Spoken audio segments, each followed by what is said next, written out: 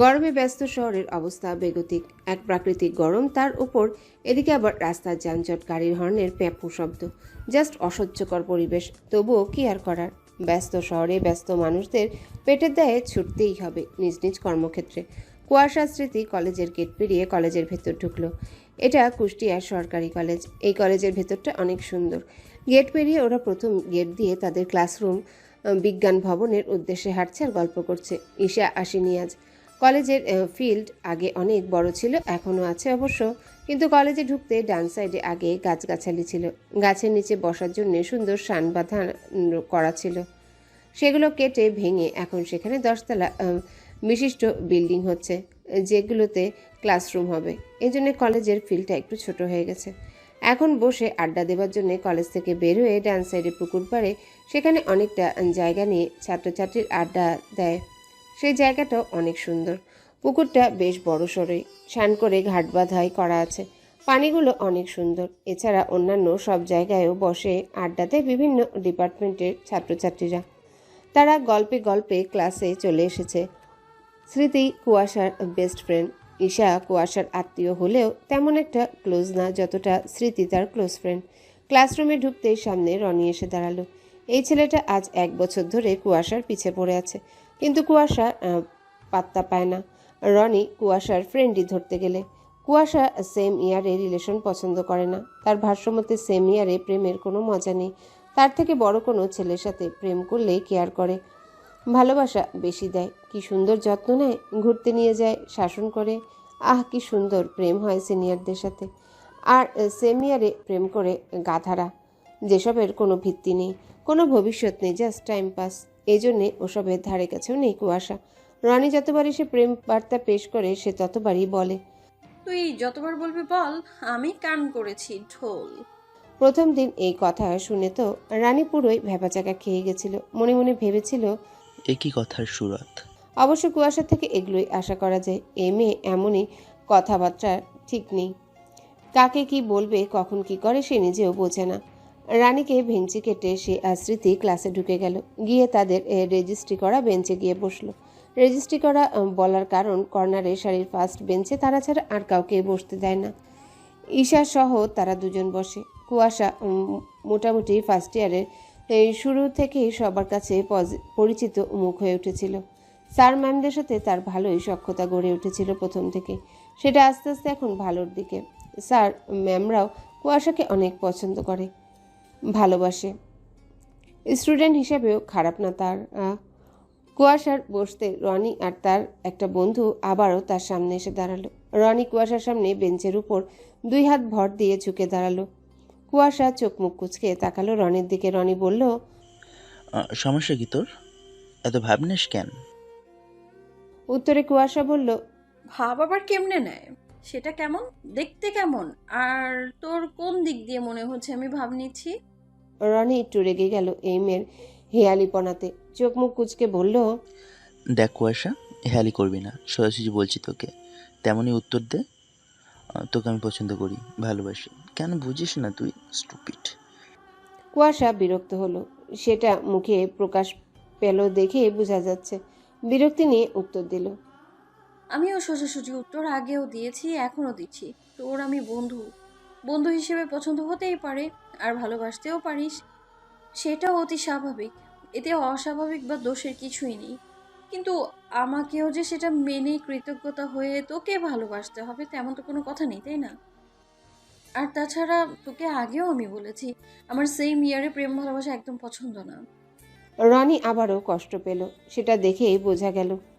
চোখ মুখ অসহায় করে কুয়াশার 2 হাত নিজের হাতের মুঠোয় পুরে নিল। অসহায় কণ্ঠে বলল, প্লিজ কুয়াশা, একটু আমাকে বোঝ। আমি সত্যি তোকে ভালোবাসি। আই লাভ ইউ ইয়ার। কেন বুঝিস না? আমি তোর জন্য মরিয়া হয়ে গেছি। চোখে চোখে পড়ে না তোর? এমন অবহেলা কেন করছিস? একটু ভালোবাসলে কি হয়? একটু ভালোবাস। কথা দিচ্ছি তোকে আমার সর্বোচ্চ দিয়ে পৃথিবীর সকল ভালোবাসা দেব। ছেলেটা অসহায়ভাবে বলে চলেছে। ক্লাসের কাউকে পরোয়া করছে না। ক্লাসের সকলে ওদের দিকে তাকিয়ে।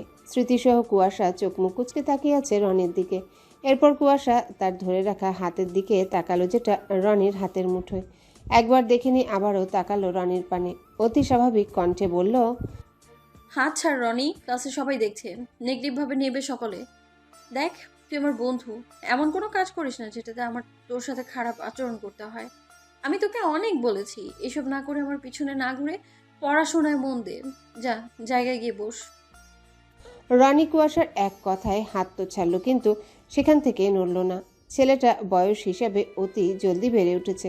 দেখলে মনে হয় না ইন্টারের ছাত্র। লম্বা ফর্সা, শারীরিক গঠনও আকর্ষণীয়, এক কথায় সুদর্শন বলা যায়। তবে চেহারায় বাচ্চা বাচ্চা টাইপ কিছু আছে এখনো। সে সরল চোখে কুয়াশার পানে অনিমেষ কিছু পল তাকিয়ে রইল, তারপর বলল, তোকে আমার ভালোবাসা স্বীকার করতেই হবে। আমি তোর মুখে আমার জন্য ভালোবাসার শব্দ বুলিয়ে ইচ্ছার বোধ দেখে নিস। এই বলে চলে গেল। কুয়াশা একটা দীর্ঘ শ্বাস ফেলল। এটা প্রায়ই এবং 1 বছর যাবৎ হয়ে আসছে। এমন কথা শুনে আসছে, সে অভ্যস্ত। সেই বা কি করবে? কারো যেটা পছন্দ না, কেউ কি হাজারো জোর করে করাতে চাইলে সেটা সম্ভব হয়? তবে যেখানে মেয়েটার সেমিয়ার পছন্দ, সেখানে কি করে হাজারো অনীহা থাকা সত্ত্বেও সে রনিকে গ্রহণ করবে? মনের উপর কখনো জোর খাটে না। আর এটা তো ভালোবাসার ব্যাপার স্যাপার। কুষ্টিয়া ল কলেজ ক্যাম্পাসে শিশির বাইক নিয়ে প্রবেশ করলো, সাথে আরেক বাইকে তার প্রাণপ্রিয় বন্ধু রিজভি। দুজনাই পার্কিং সাইডে বাইক রেখে বাইক থেকে নামলো। তারপর দুজনে ক্লাসের উদ্দেশ্যে হাঁটতে শুরু করলো। দোতলায় সিঁড়ি বেয়ে ওঠার সময় রিজভি বলল, দোস্ত, আমাদের বোধহয় সিনিয়র লয়ারের সাথে ইনভেস্টিগেশনে যেতে হবে। রমিত স্যার জানিয়েছেন এতে আমরা ক্লাসের টপ 10 জন সুযোগ পাচ্ছি। 2 জন করে ভাগ করে দেবে। প্র্যাকটিক্যালও বলতে পারিস। কোন লয়ারের সাথে নাম বলেছে? না, সেটা নাকি এখনো ঠিক হয়নি। গ্রুপের স্যার শুধু এটুকুই বলেছেন। আচ্ছা, স্যারের সাথে কথা বলবো এই বিষয়ে। রিজভি ছোট উত্তর দিল শুধু। হুম। তারপর তারা একের পর এক সিঁড়ি ভেঙে ওপরে তাদের নিজ গন্তব্যে পৌঁছালো। তারা এলএলবি 4th ইয়ারে, সেটা শেষের দিকে। রাত 8টা। নিহারের ঘরে বসে জোরে জোরে পেট ফাটা হাসি হাসছে কুয়াশা। বৃষ্টি হিমেল। নিহারের চেহারাটা ফাটা বাঁশের মতো হয়ে আছে। আর শিশির ভাবলেশীনভাবে বসে ভ্রু কুচকে কুয়াশা আর বৃষ্টির দাঁত কেলানি দেখছে। বিরক্ত তার মুখে স্পষ্ট শোভা পাচ্ছে। সেই হাসির শব্দ সেখানে তুহিন এসে হাজির হলো। নিহার বলল, কুসু ভাবি, এবার তো থামো। কই তোমরা আমার কষ্টে কষ্টায়িত হবে তা না, এইভাবে মজা নিচ্ছ না? কুয়াশা হাসতে হাসতে বলল, কি করব ভাইয়া, হাসি থামছেই না, তোমার মুখটা দেখতে যা লাগছে না। বাই দ্য ওয়ে, দেবদাস আবার চান্স আছে 100%, ট্রাই করতে পারো। বলেই আবার হাসতে শুরু করলো। বৃষ্টিও হাসতে হাসতে বলল, কথাটা কিন্তু মন্দ না দেবরজি, কুসু ঠিক বলেছে। তোমার মুখের এক্সপ্রেশন যেমন করে রেখেছো, মনে হচ্ছে তুমি বড় রকমের ছ্যাঁকা খেয়ে ব্যাকা হয়ে গেছো। তুহিন ভেতরে আসতে আসতে বলল, কি হয়েছে? বৃষ্টির সব বলল। সব শুনে তুহিন ভাইয়ের কাঁধ চাপড়ে বলল, এর জন্য এমন টমেটো হয়ে আছিস?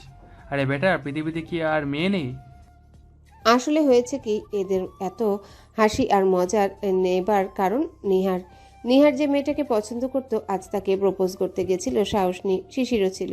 শিশিরই ডেকে নিয়েছিল নিহারকে। তারপর মেয়েটার সামনে গিয়ে প্রপোজ করতে মেয়েটা জানিয়েছে সে অলরেডি এঙ্গেজড, এবং সেটিও তার প্রিয় মানুষের সাথে, অর্থাৎ প্রেমের বিয়ে। বেচারা নিহার তখন কি আর করবে? বেচারার প্রেম করানোর আগেই তার দিল আচ্ছে সে টুট গয়া। তখন থেকে কেমন চুপসে আছে। যতই হোক অনেকদিন ধরে পছন্দ করতো মেয়েটাকে সে দেখেছিল চলতি পথে রাস্তায়। দেখতে অনেক সুন্দরী ছিল মেয়েটা। তারপর সেদিন পিছু নিয়ে দেখেছিল শিশিরের কলেজে যেতে। খোঁজ নিয়ে জানতে পেরেছিল সেখানেই পড়ে মেয়েটি। শিশিরের ভাইয়ের কাছে এসে কাঁধের উপর হাত দিয়ে আশ্বাস দিল, অর্থাৎ, চিন্তা করিস না ভাই, আমি আছি তো। ওরকম 1000টা মেয়ে খুঁজে দেব। কুয়াশাও এবার মনটা বেজার করে বলল, ভাইয়া কুল, এমন মন খারাপের কি আছে? আমার ভাই লাখে একটা। চুটকি বাজালে অনেক মেয়েরা তোমার সাথে ডেট পর্যন্ত। সম্পূর্ণ করার আগে নিয়ম মাফিক মায়ের পড়ল, সেটিও রুটিন অনুযায়ী মাথাতেই। আহ শব্দ করে রাগ নিয়ে তাকালো শিশিরের দিকে। শিশির ওর দিকে রাগী চোখ নিয়ে তাকিয়ে আছে। বলল, এই এসব আজে বাজে কথাবার্তা আর কাজ কারবার কই থেকে শিখেছিস তুই? লেখাপড়ার নাম করে এসব শিখেছিস? পড়াশোনা করে যদি এসব বাজে জিনিসই শিখিস তবে তোর আজ থেকে পড়ালেখা বন্ধ, ঘরে বসে থাকবি তুই। 2 দিন পর বিয়ে দিয়ে দেবো, সেটাই ঠিক আছে। কুয়াশা তো ফুঁসছে। পেয়েছে কি এই ছেলে? মার আর শুধু ছুতো খুঁজে। আরে বেটা, আগে পুরো কথা তো শোন, তারপর না হয় মারামারি। সে রেগে